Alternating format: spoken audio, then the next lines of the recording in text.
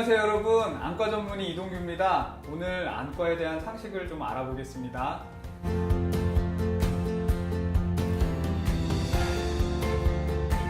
네, 둘 다 나이가 들면서 생기는 질환은 맞는데요.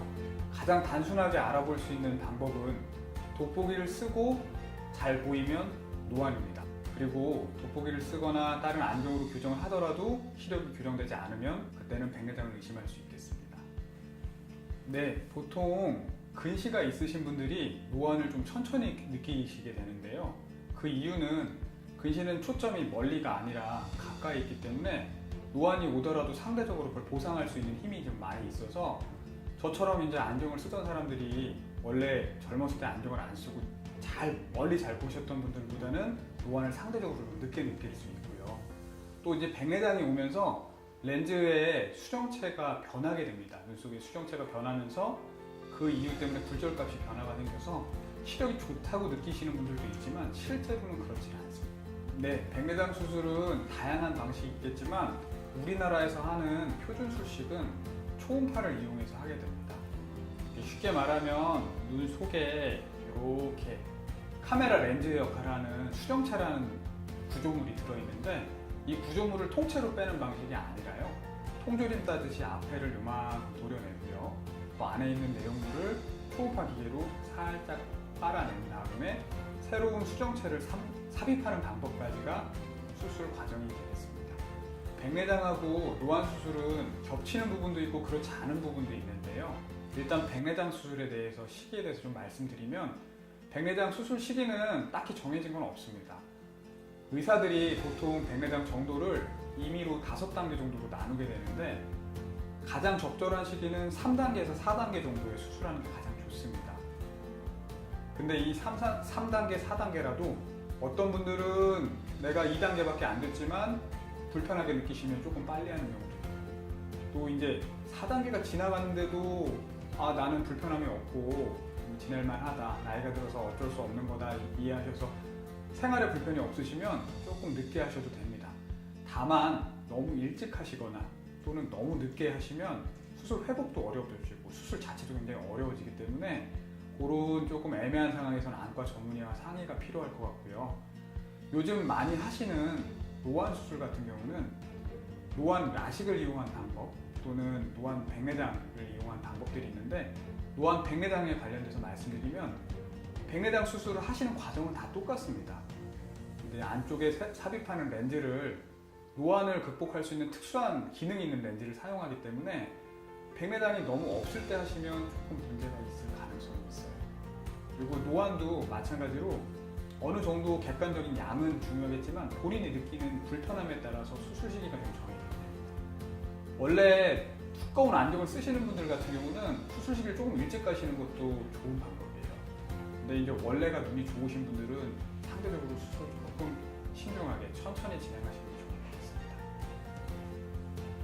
백내장 수술을 한다고 노안이 다 없어지지는 않습니다.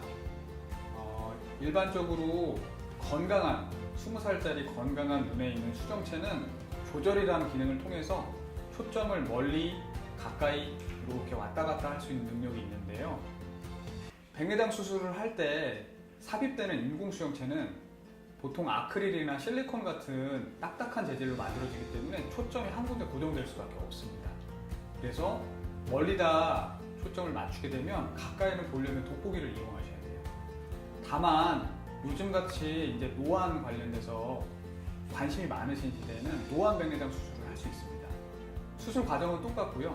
안쪽에 삽입하는 렌즈에다가 초점을 여러 개짜리를 씹게 되면 우리 다초점 안경을 쓰는 것처럼 멀리, 가까이, 중간거리 모두 다 이제 편안하게 볼 수 있는 방법이 있습니다. 다초점이 좋습니다. 다만 다초점 렌즈는 의사가 판단했을 때 큰 단점 중에 하나는 비용이 많이 드는 거. 현재 우리나라에서는 건강보험에서 급여를 혜택을 안 주기 때문에 본인 부담금이 굉장히 큰 부분이 있고요. 다초점이라고 무조건 다 좋은 건 아닙니다. 근데 눈의 상태에 따라서 다초점을 하시면 안 되는 눈들이 있어요.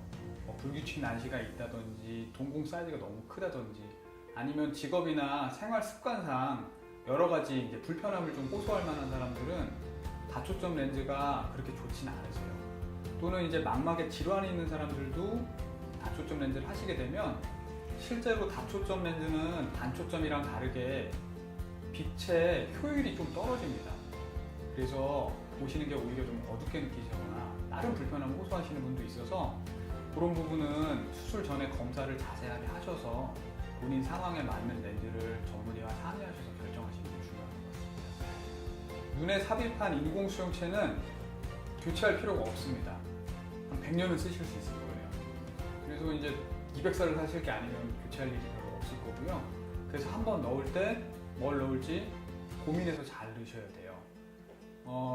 그리고 이제 보통 단초점을 넣으셨다가 나는 다초점이 하고 싶다 이렇게 말씀하시는 분도 있는데, 렌즈를 넣는 거는 렌즈를 이렇게 구겨서 안에서 넣어서 안쪽에서 펴지는 방식의 렌즈이기 때문에 넣는 건 어려운 일이 아닌데, 뺄 때는 안에 있는 걸 접어서 빼려면 쉽지 않은 일이라서 교체가 오히려 더 어려워서 렌즈 삽입할 때는 미리 신중하게 생각하셔야 되고요. 이제 보통 환자들이 백내장이 또 온다, 렌즈를 바꿔야 되나 이렇게 말씀하시는 부분 중에 하나는 후발성 백내장이라는 게 있습니다.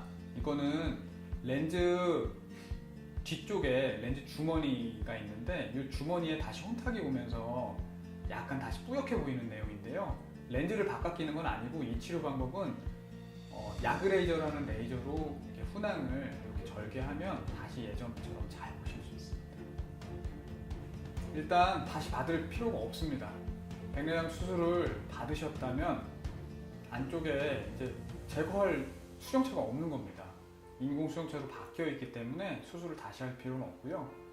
환자분들이 백내장이 재발했다 말씀하시는 부분의 대부분은 후발성 백내장입니다. 이거는 수술을 다시 하시는 건 아니고 레이저로 간단하게 해결이 됩니다. 네, 받을 수 있습니다. 우리나라에서 라식라섹 같은 시력교정술 수술 과정이 얼마나 많은데요. 이런 분들 다 하고 있고요. 물론 이제 시력교정술을 받게 되면 이 눈 속에 들어가는 인공수정체 도수를 계산하는데 가장 중요한 변수인 각막 곡률이 바뀌기 때문에 몇 가지 특수한 공식들을 사용해서 계산을 해야 되는 건 단점이 있지만, 최근에 나온 공식들은 그런 부분까지 다 보정할 수 있어서 그런 부분은 크게 염려하지 않으셔도 됩니다. 노안 백내장 수술도 감염 관리가 가장 중요합니다. 그래서 눈 주변에 세안하시거나 머리 감거나 이렇게 물 닿지 않는 게 한 일주일 정도 필요하고요. 그리고 그 이후는 필요할 때 약물 충분히 쓰시고 정기적으로 안과 검진 꼭 필요합니다. 그리고 이제 적응 기간이 좀 필요한데요. 이 적응은 너무 예민하게 받아들이는 것보다는 현재 상황에 대해서 자연스럽게 익숙해질 때까지 기다리시는 게 좋을 것 같고요. 그리고 노안 수술을 하고 나서 실제로 가장 많이 불편하게 느끼시는 부분은 건조증입니다. 그래서 특히 백내장도 마찬가지지만 노안 백내장 수술하신 경우에는 건조증 관리가 중요하고요. 건조증이 심한 경우에는 안과 전문의와 상의하셔서 건조증에 대해서 좀 적극적으로 처치하시는 게 굉장히 중요합니다. 시청자 여러분, 오늘 그 유익한 시간이 되셨는지 모르겠습니다. 오늘은 노안과 백내장에 대해서 알아봤고요. 우리 다음 방송에는 라식라섹에 대해서 알아보도록 하겠습니다. 다음 방송 때 뵙겠습니다.